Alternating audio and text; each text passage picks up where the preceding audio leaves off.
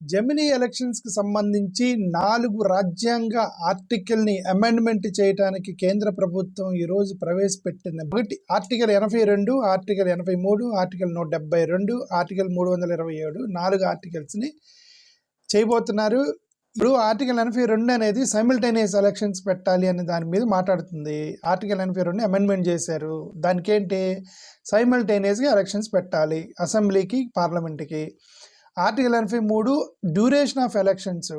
Article 172 duration of state legislature. Article 327 power of parliament to make provisions with respect to legislative elections. ఆబ్జెక్టివ్స్లో article 327 power of parliament to make provisions with respect to legislative elections అంటే రాష్ట్ర స్థాయిలో elections జరపడానికి power parliament చేతిలోకి వెళ్ళబోతుందేమో article 327 amendment ప్రకారం. Ending date మధ్యలో ఏ టైంలో అయినా వాళ్ళు ఎలక్షన్ పెట్టవచ్చు అని పెట్టారనమాట అని ఎలక్షన్ కమిషన్కి పవర్ ఇచ్చారు. ఆ అమెండ్మెంట్ చేశారు. అన్నీ ఒకే స్టేట్లు కాకుండా ఏదైనా ఒక ఎమర్జెన్సీలో ఒక డిఫికల్టీ వచ్చి గొడవలు జరిగి ఏదైనా ఒక స్టేట్ని కనుక మేము తర్వాత కండక్ట్ చేస్తాము అని అంటే ఆ రైట్ ఎలక్షన్ కమిషన్కి ఉంది. బట్ విత్ మా రాష్ట్రపతి పర్మిషన్ తోటి చేయొచ్చు అన్నారు. ఒకవేళ చేసినా ఎండ్ డేట్కి ముందే ఎండ్ అయిపోతుంది అని అర్థం. ఇది ఫస్ట్ ఇయర్ నుంచి 5 years మధ్యలో ఎప్పుడు పడిపోయినా సరే మిగతా టర్మ్ అన్ఎక్స్పైరీ పీరియడ్ అని చెప్పి దాంట్లో వాళ్ళు ఇష్టం ఉంటే ఎలక్షన్ పెడతారు, లేదంటే కంటిన్యూషన్ చేస్తారండి. ఎలక్షన్ కమిషన్ ఇష్టము. 68, 69లో ప్రీమెచ్యూర్డ్ అసెంబ్లీ క్లోజ్ అయిపోయింది. బట్ డిస్టర్బ్ అవుదా ఇప్పుడు అనేది ఒక పెద్ద క్వశ్చన్ మార్క్. వీళ్ళు ఈ యొక్క 1 nation 1 election అనేది 1999లోనే ప్లాన్ చేశారని అర్థం. 1999లో బీజేపీ గవర్నమెంట్ వీళ్ళ రిపోర్ట్లు వీళ్ళే రిఫర్ చేసుకొని వీళ్ళు ఏదో చేస్తున్నట్టు చేస్తున్నారంట.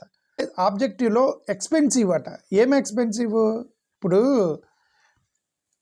అసెంబ్లీలకి లోక్సభలకి 2 సార్లు జరిగితే నీకు ఎక్స్పెన్సివ్ అన్నావు, డబ్బులు ఖర్చు అయింది అన్నారు.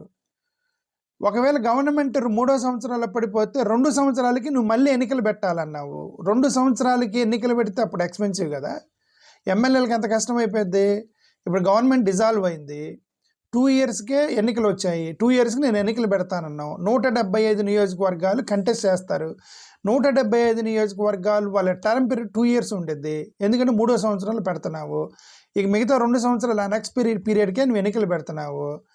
అంటే అప్పుడు ఒకడు 100 కోట్లు ఖర్చు పెట్టుకుంటాడు, మళ్ళీ ఒకడు 100 కోట్లు ఖర్చు పెట్టుకున్నాక మళ్ళీ 100 కోట్ల రూపాయలకి మళ్ళీ 2 సంవత్సరాల తర్వాత మళ్ళీ ఒక 100 కోట్లకి ఎవరు ఖర్చు పెడతారు ఎన్నికలకి? ఎమ్మెల్యేలకి అంత భారం అయిపోయింది. అది టైం కన్జ్యూమింగ్ అంట. ఏం టైం కన్జ్యూమింగ్? అది ఎలక్షన్ కమిషన్ ఏ రాష్ట్రంలో ఎన్నికలు జరుగుతుంటే వాళ్ళు బిజీగా ఉంటారు. ఎలక్షన్ కోడ్లో నార్మల్ పబ్లిక్ డిస్టర్బ్ అవుతున్నారట. ఇప్పుడు నువ్వు 3 సంవత్సరాల తర్వాత గవర్నమెంట్ పడిపోయింది, అప్పుడు నువ్వు ఎలక్షన్ కోడ్ పెడతావు, అప్పుడు డిస్టర్బ్ అవుదా? మళ్ళీ 2 సంవత్సరాలకి మళ్ళీ కోడ్ పెడతావు, మళ్ళీ అప్పుడు డిస్టర్బ్ గారా? ఇప్పుడైతే ఒకసారి డిస్టర్బ్ అవుతారు, అప్పుడు 2 సార్లు డిస్టర్బ్ అవుతారు కదా గవర్నమెంట్ పడిపోతే. వీళ్ళు చెప్పే ఏ రీజన్ కూడా సాటిస్ఫాక్టరీగా లేవు.